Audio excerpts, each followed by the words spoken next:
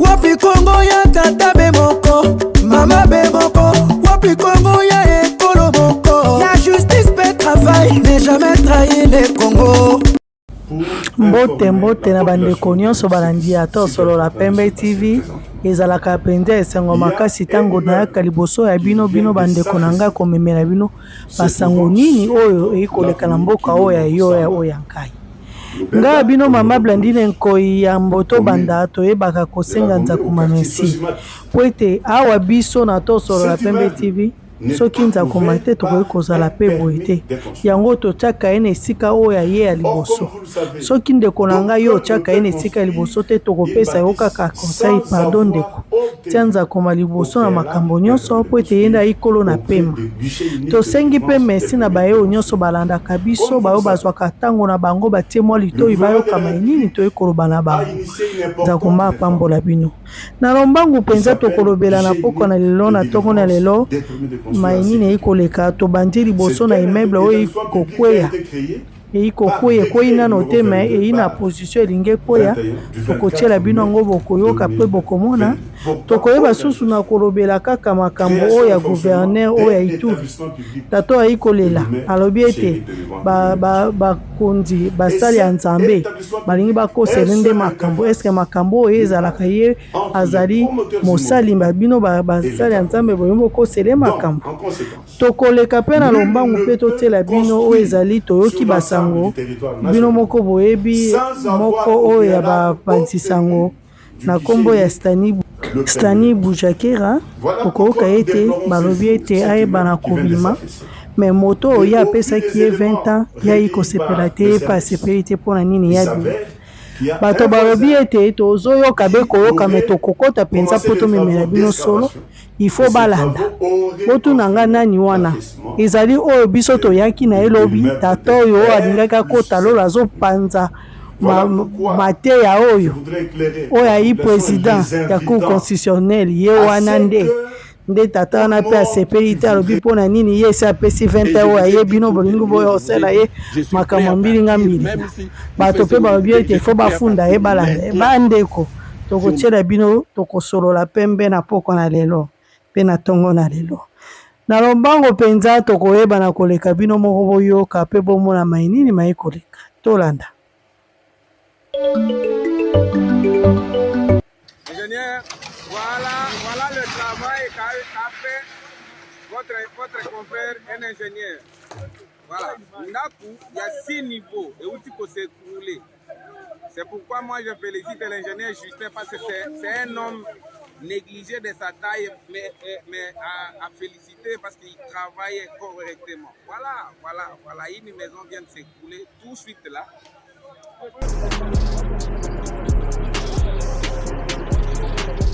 Nous avons été alertés depuis le matin qu'il y avait un bâtiment qui s'était donc affaissé.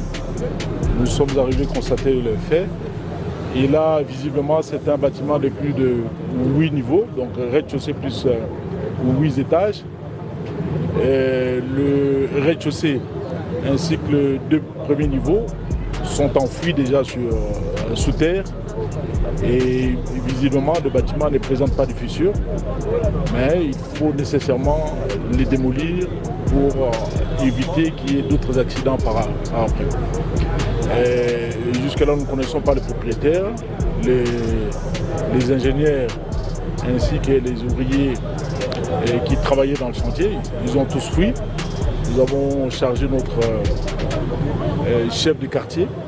C'est cette maman ici, c'est elle qui va donc nous fournir les éléments, nous donner notamment les coordonnées des responsables des chantiers ainsi que les propriétaires du bâtiment. Alors à notre niveau, la ville se limite à donner les autorisations de bâtir pour des bâtiments de rez-de-chaussée plus un seul niveau. Au-delà, c'est le gouvernement central, notamment le ministère de l'urbanisme. Et comme ça se passe dans notre ville, nous sommes obligés de suivre. Et là, j'ai demandé à mes services de prendre des dispositions pour démolir complètement ces bâtiments ici. Voilà. On va les démolir. bino moko boyoki lolenge nini oyo yauti koloba tata oyo alobi ete bango oyo ya niveau oyo ya bango bapesaka kaka autorisation na niveau moko esili soki ekomi makambo ya mibale deuxième niveau 3 ti likolo bakokende na ministère ya urbanisme bango bayebi na bango likambo te mpe kolo immeuble wana bayebi ete soki nani yango alobi ete atie mama ya quartier mokonzi ya quartier ye nde akoluka kotakota ayeba soki mokolo nango nani bandeko bino mpenza ndenge boyebeli tata oyo yayeba kolo immeuble wana te biso tozosolola pembe papa tiko buka lokuta solola pembe oyebi mokolo na yango biso na kokotakota tozoyoka banungunungu mokolo nango ayi mama moko boye asalaka na seni oyo akadima ye mama wana azalaka na biro wana ye nde mokolo na yango tokolukela bino kombo ya mama wana tokomemela bino soki kombo nini me toyoki deja na banungunungu yango wana tata oyo mpe akovanda te alobi tetetete bino makambo boyi koloba biso awa na ministère ya urbanisme toyebi makambo oyo te tomona mokanda te na lombangu tokotiela bino moko boyoka na matoi na bino makambo nini tata ayi koloba toyoka. Pour informer la population de ce qui est en train de se passer présentement.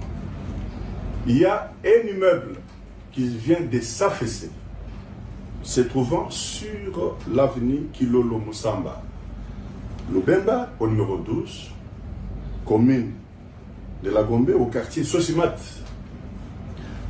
Cet immeuble n'est pas couvert par un permis de construire. Or, comme vous le savez, d'aucuns ne peut construire une bâtisse sans avoir obtenu au préalable un permis de construire auprès du guichet unique de délivrance des permis de construire. Comme vous le savez, le gouvernement de la République a initié une importante réforme qui s'appelle guichet unique de délivrance des permis de construire ainsi que le Québec. C'est un établissement public qui a été créé par décret numéro 22/21 du 24 mai 2022, portant organisation, création et fonctionnement d'un établissement public dénommé guichet unique de délivrance des permis de construire. Et cet établissement public est seule interface, d'une part, entre les promoteurs immobiliers et l'État congolais.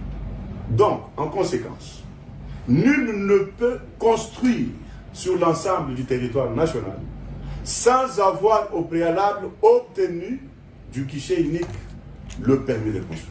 Sikoyo biso pe tokotuna be motuna be moko yo lobi oyebi makambo te opesa lokasa te ngobila pe alobi ke wana yi na niveau na ete yi na niveau na yo sikoyo na yango ayi koloba solo na yango ayi kobuka lokuta toloba ete motongi oyo atongi asengi eloko te permission te aye kaka lamuki aye abandika akotonga bitongela boye eza pasi pe mawa po toyebi ete esika ye azali mosusu eyi pasi kobungisa eloko motuya be boye po mbongo mosolo ebele ekoti wana me miboyi koyi mebeko tokokota na mozindo lisu likoya lisu tokoyeba kozwela bino mwa basango nde tokoya koyebisa bino nani mokolo ya eloko wana na lombangu mpe tokoleka mbala moko epai ya tata ya biso oyo gouverneur ya Ituri oyo papa ozomona azoloba mpe ya mai ya miso etondi ndeti kaka lela boyoka makambo oyo ya ikoloba tolanda.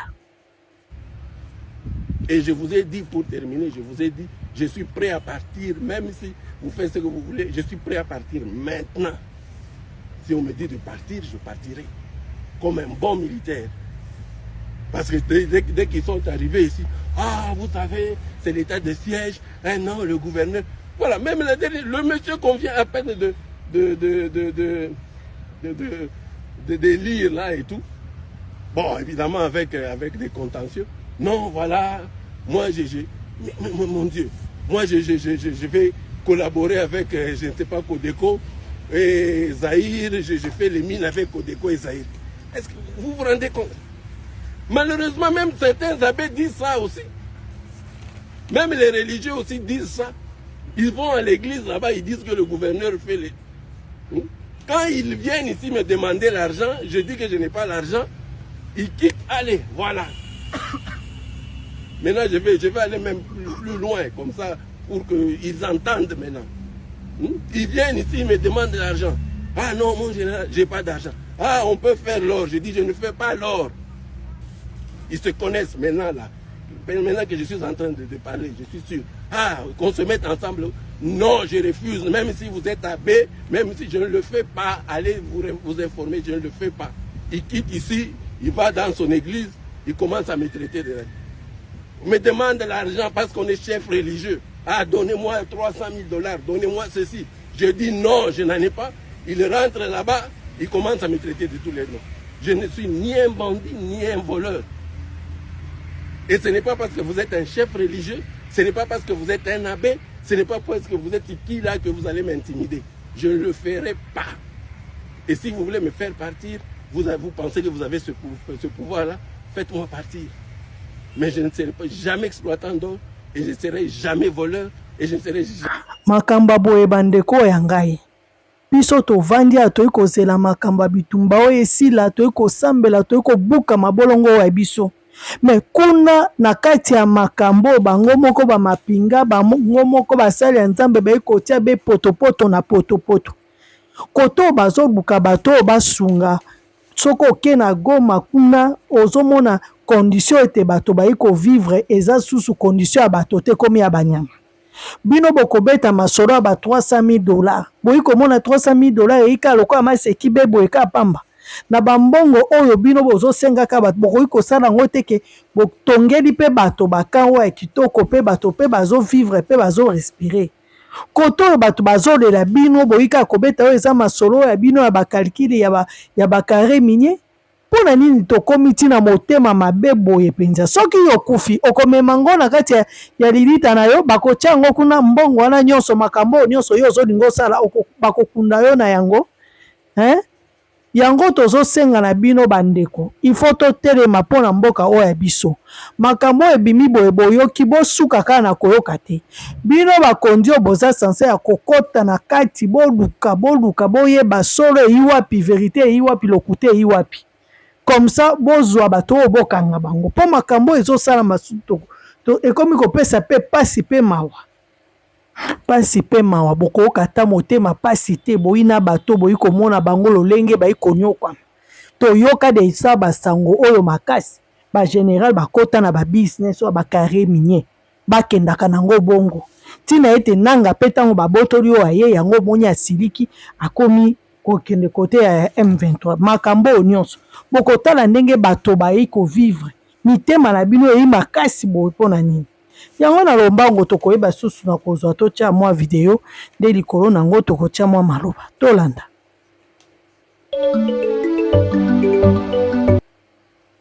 Bandeko na nga bino moko boyebi masolo ya tata oyo bakanga ye kota ya Cheribe oken makambo wana deja ya kala.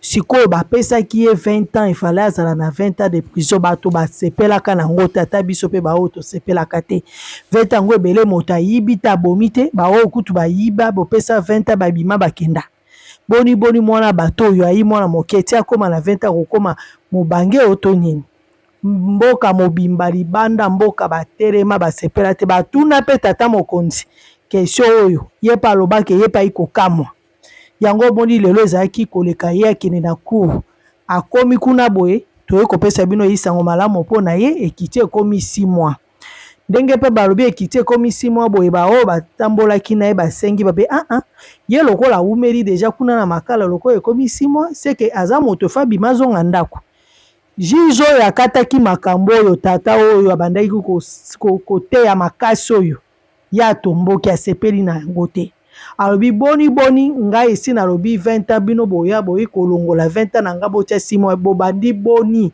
ke bino bolongola etumbu oyo nga napesi ye abandi kosilika azosepela te mpenza bango mpe balobi oke bango mpe bakosala nini bakoya kokotisa likasa na ntina na ye po ete fason na ye oyo ye ajuge bobele mabe yango wana tata mokonzi alobaki ke justice eyi maladi ye nde moto ayi maladi ayi kobebisa yango babi bakolandela pe ye tokoyela bino kaka na basango soki esuki boni mpona miniti oyo batension eyi ya kotelema tato ayi kosepela te alobi boni bino bosali ye boye mpona nini ye alingaki mwana mobali oyo avanda 20 ans bandeko oyo ka bozoyoka nde makambo eyi koleka na bambangu tokoyeba suna kotela bino mwa video ya moke bomona makambo nini oyi koleka kaka na mboka. Akale alobi moya lekeza te.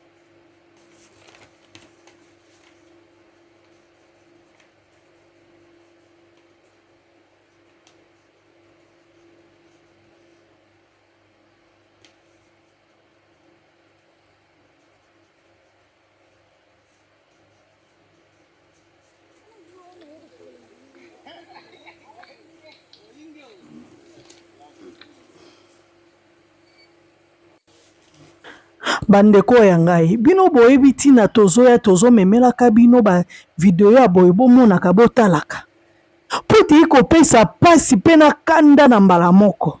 Bandeko ntina na ntango ya lelo 21e siècle ndenge biso tolobaka makambo bapo ya boye mpenza mama oyo ayi kokatisa ayi na mwana na mokongo mpe na eloko na motu sikoyo soki ete arata puiske azobanga soki akwei na kati na ye na mwana badindi na kati eloko nini ekoki kozanga biso mpenza tobongisa tozowela kozwa baposte tozowela mpo na mboka tolobaka togangaka mboka na biso boye na boye soki kaka bazwi yo bakamati yo batie yo kaka na ebonga wana mbala moko eza lokola balatisi yo eloko ya moindo na miso na yo oyi komona te ata esika oyo ya mabe boyi komona te.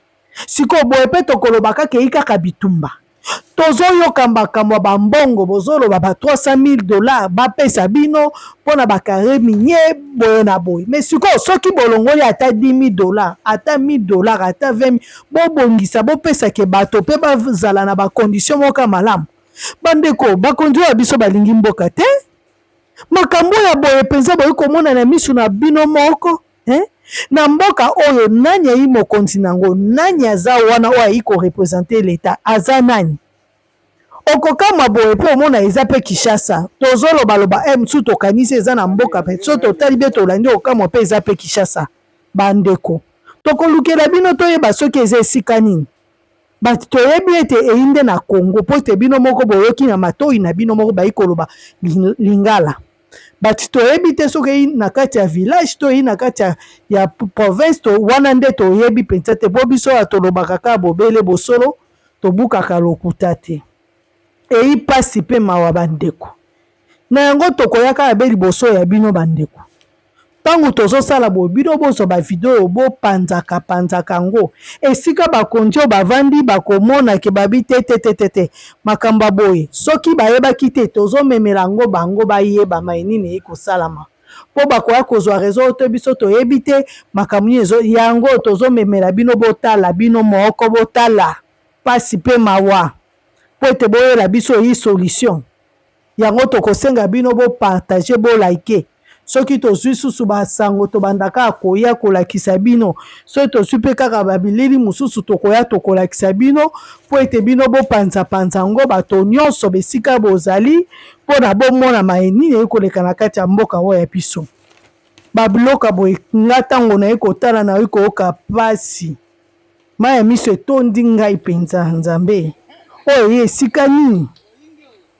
esika nini boye mpenza tokokamwa komona boye mosusu mpe eyi nango na Kinshasa bokokamwa nayebisi bino meyi pasi bandeko tokolemba mpe te biso tokoya kaka mpo soki tolobi totika nani oyo akoya koloba na bino boye soki biso nyonso tolembi nani akoya koloba toyebi ete kosala pasi makambo toyi komona na miso na oyo ya biso oyo toyi koyoka na matoi na biso eyi mpenza kopesa biso mitema pasi me toyebi ete nzakoma oyo ya biso akopesaka biso toujours makasi tokotelemaka tokoya kaka kolobaka mpenza mpo ete ye nde loboko ne eyi likolo na biso na yango tokosenga bino nyonso oyo bosina kolanda biso merci mpenza matondo mingi kimia na nzambe eza na bandako oyo ya bino mpe tomonani mpe na mbala oyo ya nsima botikala malamu babaye.